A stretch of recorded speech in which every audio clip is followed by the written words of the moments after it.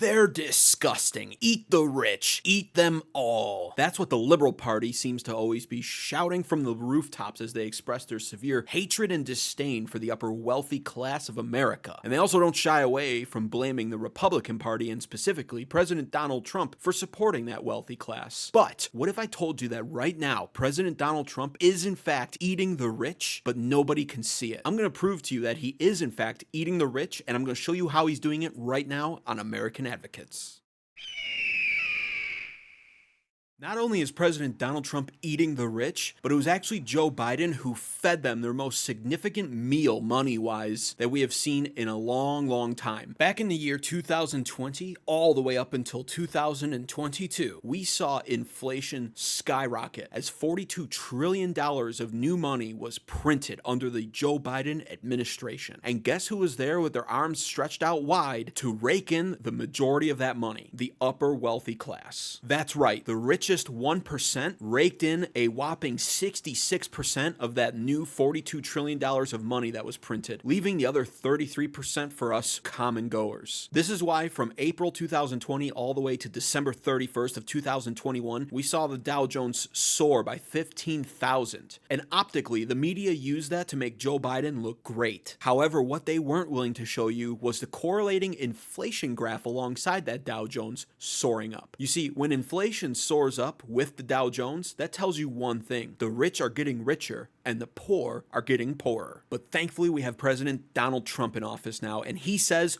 no more to that. He is crashing the stock market and likely going to crash it by 20%. And he's doing it all on purpose. Crashing the stock market on purpose sounds incredibly frightening and dreadful, but I'm going to explain to you how this is actually the best move a president has made for the working class of America in likely over 100 years. And the first step of his plan all kicked off with the Trump tariffs. It's no secret that these Trump tariffs are going to increase the price of imported goods, especially when you have countries like China making knucklehead moves like increasing their tariffs in response to the reciprocal tariffs by 34%. Now we're going to increase our tariffs on China even more in response to their increase. Imported goods from China are about to skyrocket in price, and this again sounds terrible, but listen to how this actually helps us. The increased cost in imported goods will cause rich investors to panic. We're already seeing that happen with the Dow Jones. The rich are all pulling their money out of the stock markets right now, almost in a way to punish President Donald Trump for choosing the working class over them. But it's important to remember that the stock market does not reflect the economy necessarily. It runs parallel to the economy, just like Wall Street would run parallel with Main Street. Streets can run parallel to each other while not being the same street, and that's exactly what we have when it comes to the stock market. So many people lose their minds over the stock market crashing when the reality of the fact is 94% of stocks are owned by just 8% of Americans. This means that 92% of us aren't even going to notice the short-term effects of the Trump tariffs on the stock market to begin with. In fact, quite the contrary. In a short amount of time, 92% of us are actually going to feel the positive effects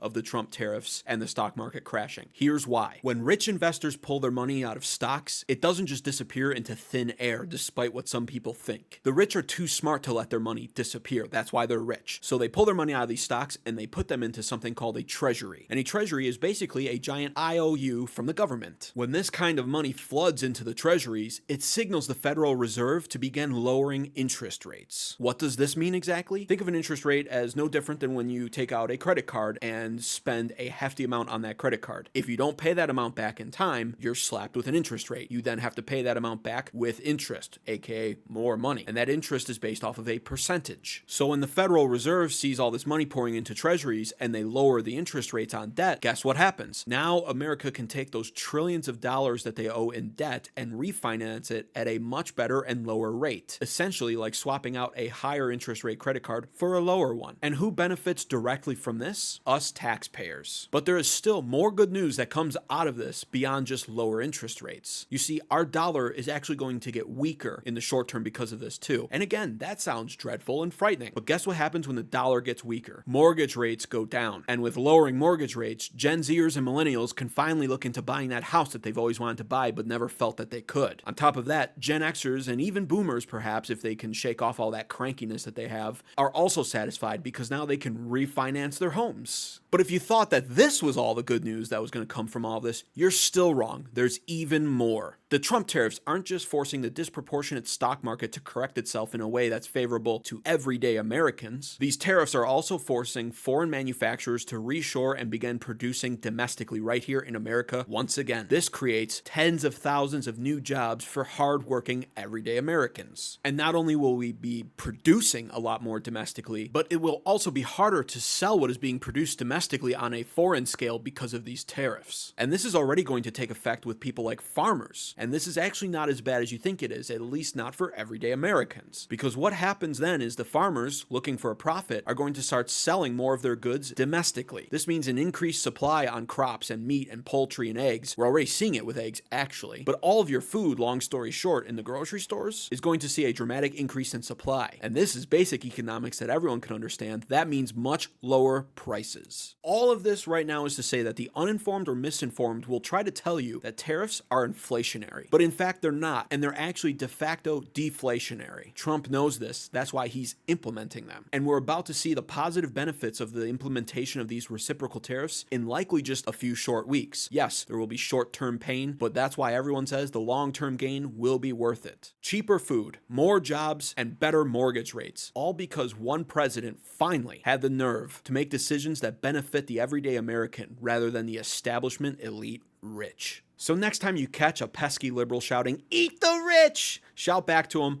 "I agree. That's why I voted for President Donald Trump."